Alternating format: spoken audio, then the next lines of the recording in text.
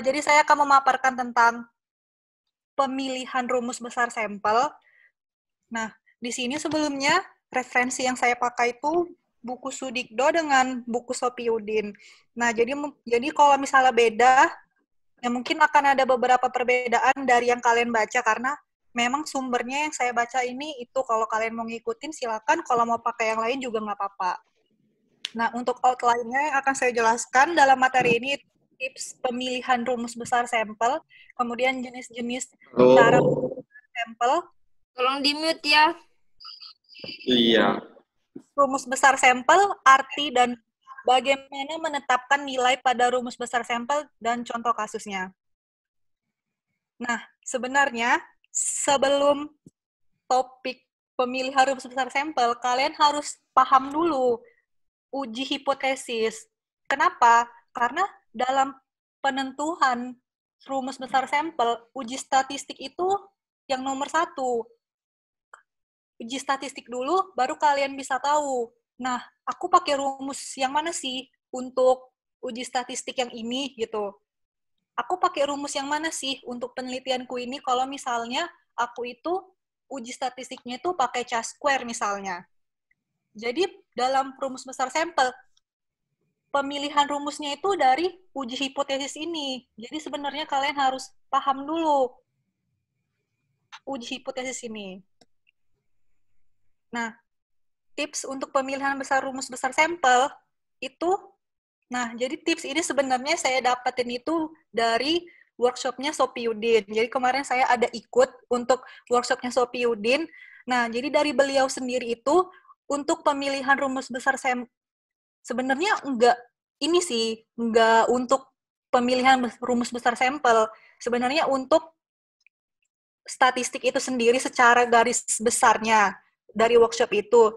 Cuman saya ambil supaya gampangnya untuk kalian itu sekalian untuk rumus besar sampelnya. Nah, jadi di mana-mana untuk pemilihan rumus besar sampel ini, pertama itu dari pertanyaan penelitiannya.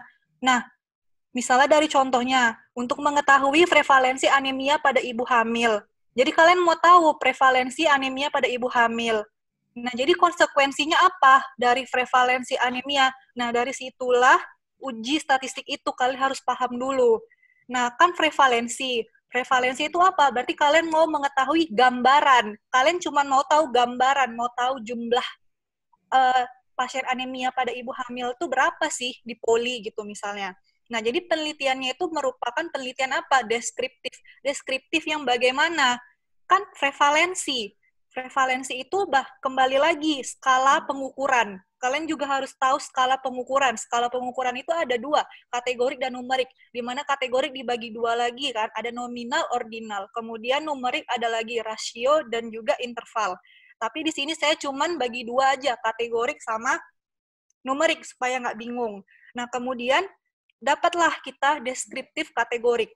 Deskriptif kategorik, nah analisisnya apa? Proporsi. Proporsi jumlah untuk anemianya. Nah, kemudian dapatlah rumus besar sampelnya. Nah, ini dia pakai kalau untuk yang deskriptif kategorik ya. Nah, contohnya lagi, misalnya saya punya penelitian ingin mengetahui berapa nilai sensitivitas rapid test dalam mendiagnosis COVID-19. Nah, konsekuensinya apa? Sensitivitas. Nah, sensitivitas itu ternyata desain penelitiannya itu deskriptif loh gitu. Walaupun dia nanti termasuk ke dalam uji penelitian diagnostik, tapi dia yang termasuk yang deskriptif. Jadi deskriptif yang apa? Deskriptif yang sensitivitas. Nah, analisisnya apa? Dimana kalau misalnya kita berbicara tentang uji diagnostik, jadi nanti inilah semua analisis yang harus kalian lakukan. Kemudian rumus besar sampelnya ada juga loh ternyata kalau untuk yang sensitivitas gitu. Nah, kemudian sebelum kita bicara pemilihan rumus besar sampel, kalian harus tahu gimana sih memilih sampel itu. Nah, untuk memilih sampel penelitian itu, pertama itu ada populasi. Populasi itu anggaplah satu Sumatera Utara ini. Itulah dibilang populasi, semua penduduk gitu kan. Nah, jadi ada lagi populasi target. Populasi target misalnya kalian mau meneliti pasien DM. Nah, semua pasien DM di Sumatera Utara itulah populasi target kalian. Tapi kan nggak mungkin, banyak bener ya kan, satu Sumatera Utara. Nah, ada lagi namanya populasi terjangkau. Populasi terjangkau itu dibatasi oleh waktu dan tempat. Jadi kalian mau meneliti pasien DM. Pasien DM-nya di mana? Misalnya di Rumah Sakit USU pada tahun 2019 misalnya. Nah, jadi populasi terjangkau itu kita membatasinya di waktu dan juga tempat. Nah, kemudian dapatlah kita sampel. Nah, sampel itu apa? Sampel itu bagian dari populasi terjangkau yang udah kalian tentukan kriterianya itu mau apa-apa aja gitu. Misalnya kayak, oke, pasien DM yang usianya di atas 30 tahun sudah menggunakan insulin, misalnya kayak gitu.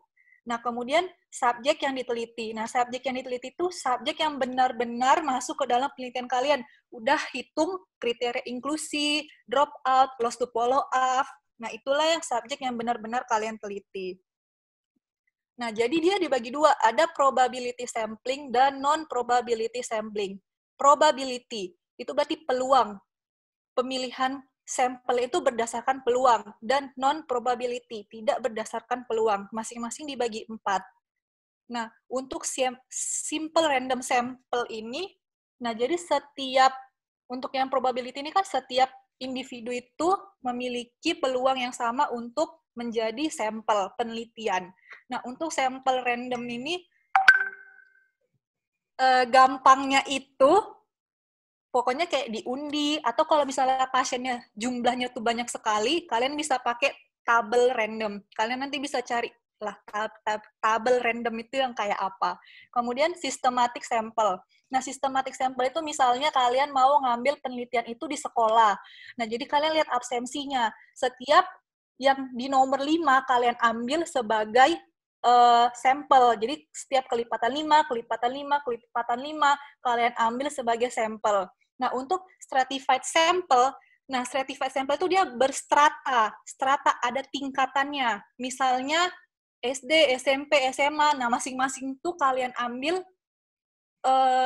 beberapa untuk jadi sampel. Nah, kemudian cluster. Misalnya satu kabupaten itu ada beberapa kecamatan. Nah, kalian ambil 3 kecamatan yang untuk merepresentasikan satu kabupaten itu. Nah, untuk yang non-probability sampling, tadi kan ada 4 juga ya. Kalau untuk yang convenience sample ini, misalnya kalian itu dokter di puskesmas, mau meneliti pasien DM. Nah, setiap pasien DM yang datang ke puskesmas itu, kalian langsung ambil sebagai sampel. Nah, sedangkan untuk purposive sample ini, contohnya, atau bisa disebut juga dengan konsekutif. Nah, jadi ini dia yang pakai kriteria inklusi dan eksklusi. Nah, untuk snowball sample ini, untuk snowball sample itu dia sampel mencari sampel. Contohnya itu pada kasus HIV. Jadi kita punya pasien HIV nih. Pasien itulah kita mintain tolong untuk mencarikan kita itu sampel kayak gitu. Nah, masuk ke rumus besar sampel. Nah, jadi menurut Sopiudin, sebenarnya uji statistik itu ada 42. 42, banyak kan? Jadi kita nggak mungkin bahas itu semua 42, karena itu banyak. Jadi saya ambil beberapa yang emang sering kita pakai, apalagi ini kan kebanyakan pasti yang untuk skripsi kan ya. Nah, jadi untuk deskriptif sendiri aja, itu tuh ada 8. Nah, kemudian untuk yang penelitian analitik, menurut Sopiudin itu dibagi 3 lagi kan, ada korelatif, komparatif, dan multivariat. Korelatif itu ada 6, komparatif itu ada 18, multivariat itu ada 10, banyak. Jadi nggak mungkin semua. Jadi deskriptif di sini saya akan bahas semua kecuali area under curve sama kesesuaian kategorik dan numerik. Nah, untuk sebenarnya rumus ini nggak perlu kalian hafal, karena saya juga nggak hafal. Saya tetap buka buku juga, tapi harus tahu gimana sih aku milih yang ini, gitu. Kapan aku pilih yang ini? Sebenarnya yang mau saya tekankan itu di situ. Kapan kalian harus pakai rumus ini, gitu. Nah, untuk yang kategorik, deskriptif kategorik ini, rumusnya itu yang N, Z alpha kuadrat, dikali P, dikali Q, dibagi D pangkat 2. Nah, ini untuk yang numerik. Oke, ini untuk yang rate. Ini untuk yang sensitivitas. Ini untuk yang spesifisitas, AUC. Nah, apa sih arti dari masing-masing itu? Nah, untuk Z alpha. Z alpha itu kan udah ketentuan baku sebenarnya. Jadi, nggak usah bingung. Nggak usah kali hitung lagi. Pokoknya nilainya itu 1,96. Itu kalau kalian pakai alfanya 5%. Boleh nggak 5%, Kak? Boleh. Tapi kesalahan minimal yang diperbolehkan itu adalah 5%. Boleh pakai yang 1%? Boleh. Tapi emang yakin kesalahannya bisa cuma sampai 1%. Makanya kebanyakan itu, para peneliti itu pasti yang pakai itu 5%. Jadi, pakailah 5%. Kalau yang 10% itu bisa juga, cuman kebanyakan dia secara global kan pakainya ya 5%. Kemudian D itu presisi. Presisi itu kesalahan prediksi yang masih dapat diterima. P itu proporsi. Nah, proporsi. Misalnya proporsi itu lihat aja nilai N-nya itu berapa gitu maksudnya. Nilai jumlah persennya. Misalnya pasien DM, lihatlah N pasien DM dari penelitian sebelumnya itu berapa. Habis itu Q itu 1 dikurang proporsi. S itu simpang baku atau standar deviasi. Ini lambda itu adalah incident rate, kemudian waktu, sensitivitas, spesifisitas, U itu area under curve, R itu rasio, N1 itu jumlah subjek didiagnosis positif. Nah, simbolnya kan banyak. Dari mana angkanya gitu kan ya? Kalau Z alpha tadi udah tahu lah kan, 1,96. Nah, D itu untuk presisi itu sendiri itu kita yang nentuin sebagai peneliti.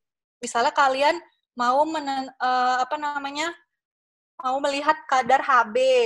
Nah, kalian mau nentuin berapa? Misalnya dia kurang dari 1, bisa 0,5. Tapi dari presisi ini harus ingat, semakin kecil nilai presisinya, semakin besarlah jumlah sampel kalian. Jadi, harus dipikirkan juga kemampu laksanaan kalian, berapa yang bisanya gitu. Nah, untuk P ini proporsi, ini dari penelitian sebelumnya, standar deviasi juga dari penelitian sebelumnya, nilai lambda juga dari T ini ditetapkan oleh kita sendiri peneliti, dan yang lainnya itu dari penelitian sebelumnya. Nah, untuk penelitian kalau misalnya numerik-numerik gimana? Nah, untuk numerik-numerik itu kan kita pakai uji analitik yang Pearson dengan alternatifnya itu Spearman. Nah, ini rumusnya. Untuk nilai LN-nya ini nanti kalian bisa pakai pakai Excel aja. Nah, untuk R itu, R kecil tadi, R kecilnya ini, itu kan dia koefisien relasi.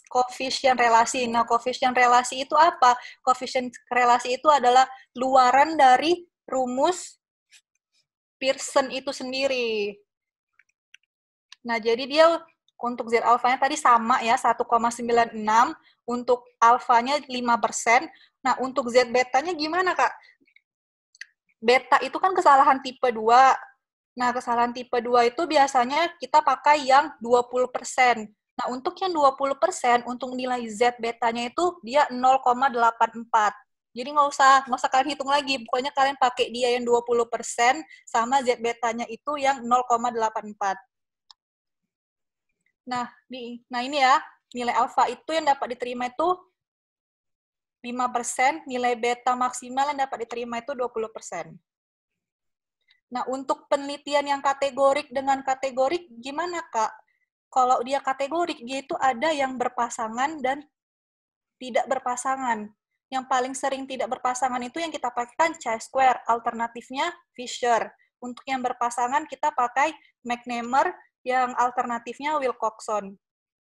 Nah, untuk chi-square, inilah kita pakai yang N1 sama dengan N2, Z alpha dikali akar 2 P dikali Q ditambah Z beta dikali akar P1 kali Q1 ditambah P2 dikali Q2 dibagi P1 dikurang P2 dikuadratkan. Nah, ini sama untuk yang Z alpha sampai Z betanya. Nah, P1, proporsi pada kelompok 1. Ingat tadi proporsi. Berarti apa? Jumlah, misalnya tadi pasien anemia dengan tidak pasien anemia dan non-anemia. Nah, pasien anemia, misalnya kalian bilang kelompok 1, yang non-anemia kelompok 2. Nah, jadi berapa jumlah pasien anemia pada penelitian itu, itulah jadikan P1. Berapa jumlah pasien non-anemia yang kalian ibaratkan tadi kelompok 2, itulah jadi P2. Jadi selanjutnya tinggal cari nilai Q1 dengan Q2-nya.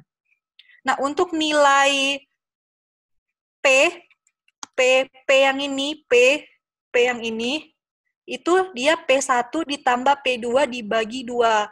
P1 kurang P2 itu apa? Perbedaan proporsi minimal antar kelompok yang dianggap bermakna. Ini ditetapkan oleh peneliti.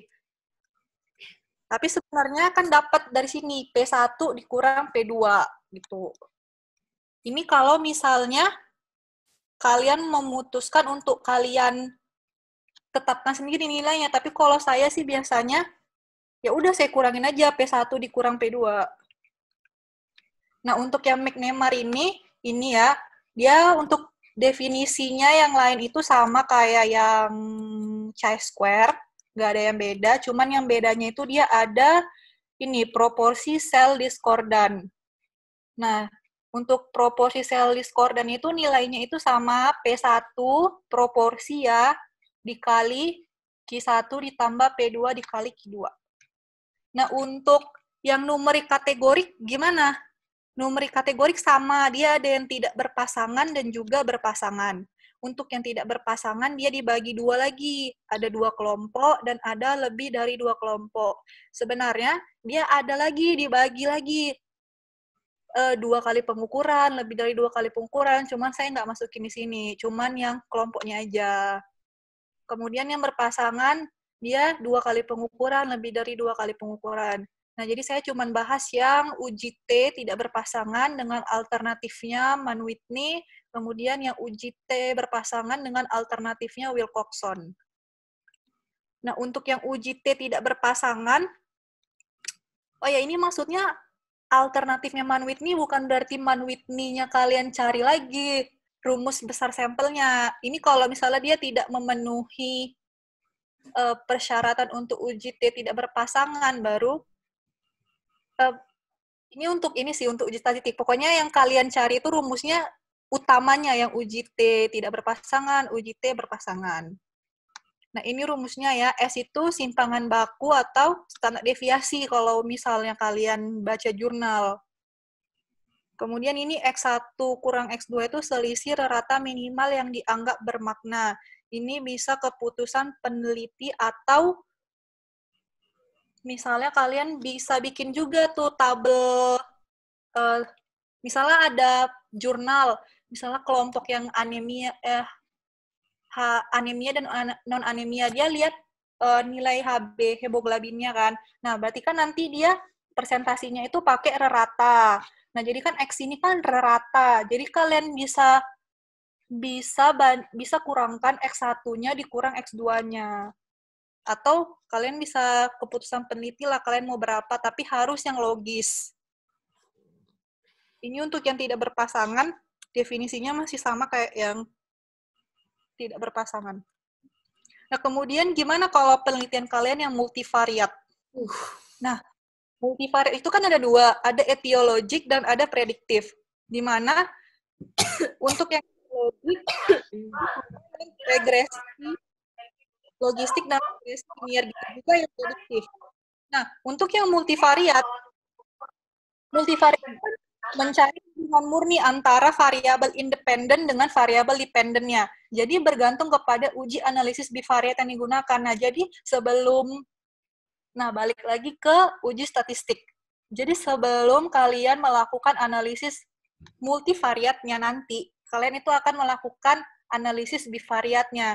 Nah, jadi dari analisis bivariatnya itulah kalian dapatkan rumus besar sampelnya. Nah, kalau prediktif gimana? Prediktif kan misalnya yang contohnya itu kayak faktor-faktor yang menyebabkan anemia pada ibu hamil, misalnya. Nah, itulah contoh multivariate prediktif. Nah, jadi itu dia harus dihitung semua. Misalnya variabel bebasnya kalian punya 10. Terus variabel eh, tergantungnya kan cuma 1. Nah, jadi harus satu-satu itu berarti ada 10 perhitungan besar sampel yang harus kalian lakukan, kemudian diambil nilai yang paling besar untuk jumlah sampel akhirnya. Nanti ada contohnya. Nah, kemudian kita masuk contoh kasus ya. Mungkin pada bingung. Nah, jadi ini seorang peneliti ingin mengetahui prevalensi defisiensi vitamin D pada geriatri. Diketahui prevalensi dari penelitian sebelumnya 15%. Peneliti menetapkan presisinya adalah 5%. Apa diagnosis, rumus besar sampel, dan berapa besar sampel yang diperlukan? Oke, kayak yang tips tadi, pertama, lihat dulu, apa sih pertanyaan penelitiannya? Dia mau melihat bagaimana prevalensi defisiensi vitamin D pada geriatri. Konsekuensinya apa? Ini penelitian deskriptif. Deskriptif yang apa? Yang kategorik. Kan cuma mau melihat prevalensi, jumlah aja. Terus nanti analisisnya apa? Proporsi. Kemudian besar sampelnya pakai besar sampel yang deskriptif kategorik. Dengan Z alfanya 1,96, kemudian proporsi tadi udah disebutkan 15%, kemudian Q-nya ini dapatlah 0,8, tadi presisinya ditetapkan 5%. Nah, jadi dapatlah nanti hasil akhirnya itu 196. Jadi kalau kalian penelitian deskriptif, jangan pakai rumusnya sejuta umat itu. Saya lupa juga sih. Pokoknya sejuta umat. Ya nanti ujung-ujungnya itu dapat 100. Jangan. Kan ada itu rumus sejuta umat yang nanti ujung-ujungnya kalau penelitian kan punya aku deskriptif sih, udah pakai ini aja, kan nanti 100. Nggak kayak gitu, itu sebenarnya salah. Jadi lihat dulu keluarannya itu kalian mau yang kategorik atau yang numerik, barulah pakai rumus yang ini ya. Nah ini, kalau yang ini contoh yang 2, peneliti ingin mengetahui korelasi skor aktivitas fisik dengan stok kebugaran. Dengan kesalahan tipe 1 ditetapkan 5%. Nah, ini penelitiannya hipotesis satu arah. Nah, kalau yang kita tahu, hipotesis itu ada satu arah dan 2 arah. Di mana hipotesis satu arah ini atau 2 arah ini berpengaruh kepada nilai alfa dan juga nilai beta. Kalau bingung, ya nggak usah dicerna lah, karena pasti kebanyakan dari kita kalau bikin skripsi itu pasti hipotesisnya 2 arah. Arahnya itu nggak jelas kalau 2 arah, tapi kalau satu arah, arahnya itu jelas. Misalnya semakin tinggi konsumsi glukosa, semakin tinggi kadar gula darah. Ya iyalah kan, berarti kan itu jelas arahnya. Makin tinggi kita konsumsi glukosa, makin tinggi berarti kadar gula darah kita. Nah, kayak gitu contohnya kalau yang satu arah. Tapi kalau misalnya yang 2 arah, arahnya itu nggak jelas. Misalnya terdapat hubungan peningkatan glukosa terhadap hubungan terhadap kadar glukosa dengan kolesterol. Nah, kan kita nggak jelas dari mana arah hubungan itu. Nah, jadi di sini dia pakainya hipotesis satu arah. Kalau misalnya dia hipotesis di sini dia menetapkan betanya itu 10%. Nah, jadi kan tadi kan beta itu kan ditetapkan oleh peneliti, di mana tadi saya bilang maksimal itu yang bisa diterima itu 20%. Di sini dia pakainya 10%, jadi nggak masalah. Nah, jadi di sini diagnosisnya apa, rumus besar sampelnya, rumus berapa besar sampel yang digunakan. Oh ya, kemudian koefisien relasinya 0,5. Nah, pertanyaan penelitiannya apa? Apakah ada korelasi antara skor aktivitas fisik dengan stok kebugaran? Kemudian diagnosisnya apa? Nah, ini kan dia numerik-numerik. Numeriknya dari mana? Ini skornya dia pakai numerik. Peneliti ini menentukan dia jadi numerik. Stok kebugaran dia juga pakai numerik. Nah, analisisnya apa nanti? Korelasi Pearson dengan alternatifnya Spearman. Besar sampelnya pakai yang ini tadi, dengan Z alfanya 1,6. Nah, tadi kan saya bilang, hipotesis satu arah atau 2 arah itu menentukan alfanya, walaupun Walaupun tadi dibilangnya di sini alfanya itu 5%. Jadi untuk kalian pakai aja yang 1,96, berarti itu artinya udah hipotesis dua arah. Nah, cara melaporkannya dengan koefisien korelasi minimal yang dianggap bermakna 0,5, kesalahan tipe 1 5%, hipotesis satu arah, kesalahan tipe 2 10%, dibutuhkan 32 subjek untuk penelitian ini. Untuk yang kasus 3, nah ini contohnya ini untuk yang uji klinis ya. Jadi penelitian uji klinis membandingkan efek obat A dengan efek obat standar B. Berdasarkan penelitian terdahulu, kesembuhan obat standar adalah, berarti yang B ya, itu 60%. Peneliti mempunyai hipotesis bahwa obat baru A mempunyai efektivitas yang lebih baik daripada obat standar B dengan perbedaan minimalnya 10%. Kesalahan tipe 1 ditetapkan 5%, kesalahan tipe 2 20%. Nah, berarti di sini dia pakai yang 1,96, yang ini 20%, berarti nanti 0,84. Apakah diagnosis, rumus besar sampel, dan besar sampel yang diperlukan. Nah, lihat, pokoknya stepnya itu harus dari pertanyaan penelitian. Bagaimana efektivitas obat baru A dengan obat baru B untuk menyembuhkan. Jadi dia nih kategori-kategorik. Jadi kalau kalian bikin tabel 2x2-nya itu, nanti dia obat baru A, sembuh, tidak sembuh. Obat baru B, sembuh, tidak sembuh. Kayak gitu juga. Makanya dia jadinya kategori-kategorik. Di sini chi-square dengan alternatifnya Fisher exact test. Ini ya, jadi dia pakai yang 1,96, 0,84. Tadi kan di sini dibilang itu penelitian terdahulu kesembuhan obat standar yaitu 60%. Nah, jadi dia itu dianggap sebagai P2 kan, kelompok yang kedua, jadi 0,6 P-nya. Kemudian tadi dibilang perbedaan minimalnya itu 10%. Nah, perbedaan minimal berarti P1 kurang P2.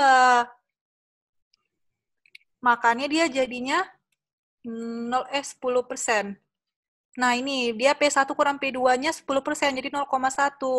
Makanya dia nilai P1-nya nggak ada. Makanya dia salah hitungan matematikanya kan, jadi 0,7, dapat lagi 2-nya, dapat lagi 1-nya.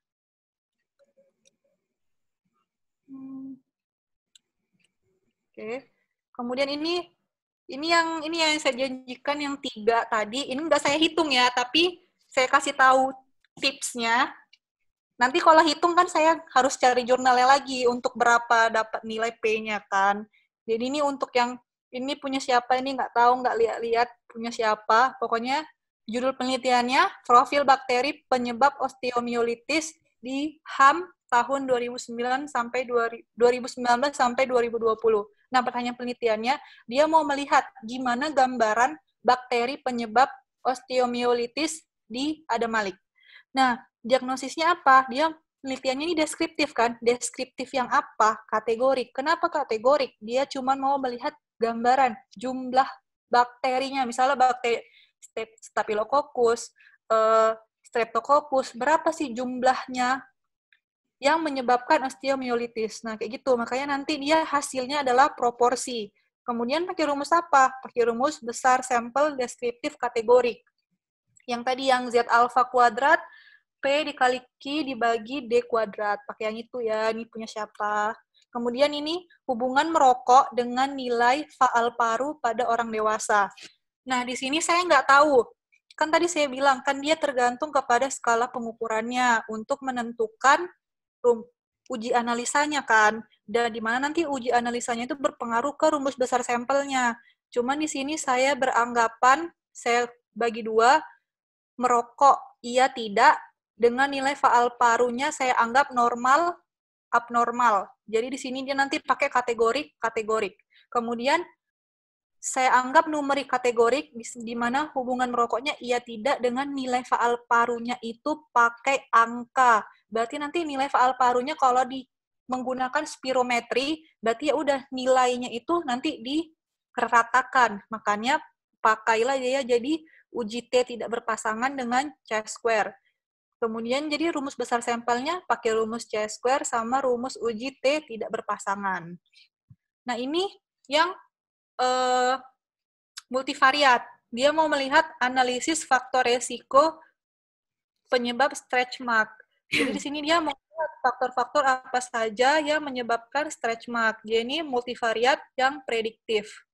Kemudian analisisnya nanti regresi logistik kategorik. Nah, faktor-faktornya apa aja? Misalnya makanan berlemak, misalnya makan makanan berlemak, usia, jenis kelamin, dengan nanti variabel tergantungnya itu kan stretch mark. Nah, jadi nanti harus dicari tahu jumlah rumus sampel, misalnya usia dengan stretch mark. Kemudian jenis kelamin dengan stretch mark. Misalnya usia dengan stretch mark itu kan stretch mark iya tidak. Usia misalnya ini kan tadi multivariat ya. Nah, di mana tadi saya bilang untuk rumus besar sampelnya itu bergantung ke analisis bivariatnya. Nah, tadi kan saya udah ngasih contoh misalnya yang menyebabkan stretch mark itu usia, jenis kelamin, misalnya makanan berlemak. Nah, misalnya usia dengan stretch mark, itu harus dicari. Itu kan misalnya kita pakai uji statistiknya itu pakai chi-square. Nanti pakai chi-square, kemudian jenis kelamin juga pakai chi-square. Terus misalnya berat badan. Nah, berat badan itu misalnya pakai numerik. Berarti kan numerik dengan kategorik. Kan stretch mark-nya tadi kesepakatannya iya dan tidak. Berarti berat badan dengan stretch mark itu kita pakai uji T tidak berpasangan. Nah, itu semua harus dihitung masing-masing variabelnya gitu. Masing-masing variabelnya, kemudian dapatlah nilainya yang paling besar, itulah nanti yang dipakai sebagai nilai akhir untuk nilai akhir jumlah sampel dalam penelitian itu. Gitu. Ya, kemudian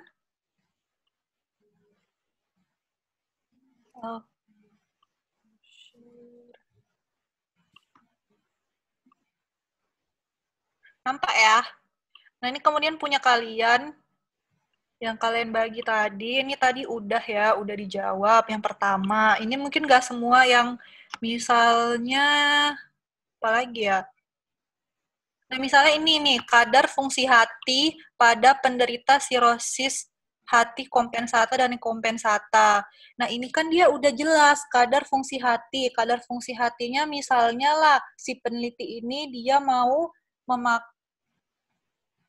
memakai misalnya numerik, kita anggap kadar fungsi hatinya ini numerik. Kemudian ini kan berarti kita pakai yang numerik dengan kategorik.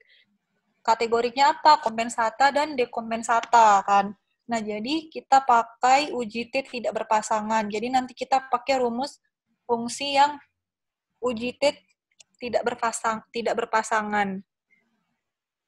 Kemudian ini faktor internal berhubungan dengan. Nah, ini juga ini pakai kalau misalnya memang multivariat, ini juga harus dihitung satu-satu. Tapi apakah etiologik atau prediktif? Nah, itu yang tergantung peneliti ya. Ini udah ya, terus nah ini efektivitas pemberian tablet tambah darah terhadap peningkatan kadar HB yang menderita anemia pesantren.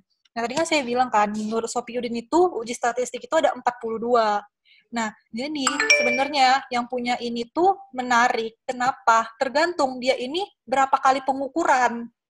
Ini nggak saya sebutin kan. Ini berapa kali pengukuran, dia mau buatnya berapa kali pengukuran. Kan dia ada intervensi kan. Di sini dia uji klinis, ada intervensi pemberian tablet tambah darah. Berarti nanti kelompoknya itu anemia dengan non-anemia kan. Nah, tapi berapa kali pengukuran? Kenapa? Karena beda rumus besar sampel untuk yang 2 kali pengukuran dengan lebih dari 2 kali pengukuran. Gitu. Jadi beda. Makanya ini tergantung pakai yang mana. Mau berapa kali pengukuran? Apakah cuma sekali? Apakah 2 kali? Apakah 3 kali? Nah, tergantung ya.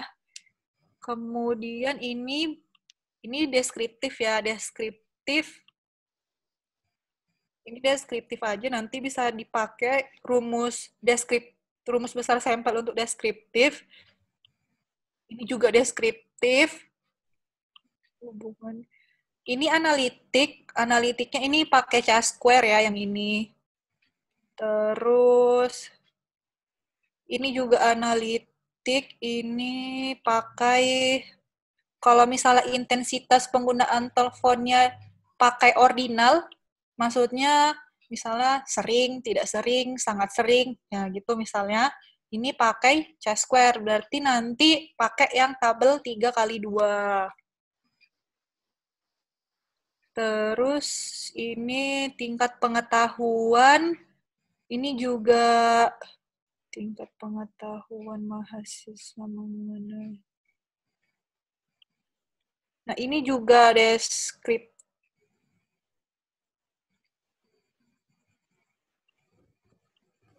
Ini tergantung ya, ini tergantung skala pengukurannya dia dibagi berapa. Mungkin ini coba diperbaiki ya yang punya judulnya agak lebih spesifik. Terus ini juga deskriptif, ini deskriptif.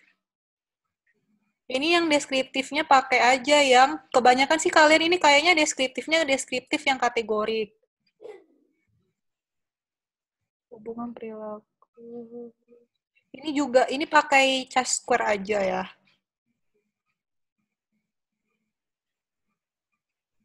Ini juga pakai C-square. Nah ini, kalau misalnya kadar gula darahnya pakai numerik, kalau pakai numerik sih bisa pakai uji T, tapi kalau misalnya dikategorikan, pakai C-square aja. Oke, kayaknya itu aja yang bisa saya sampaikan.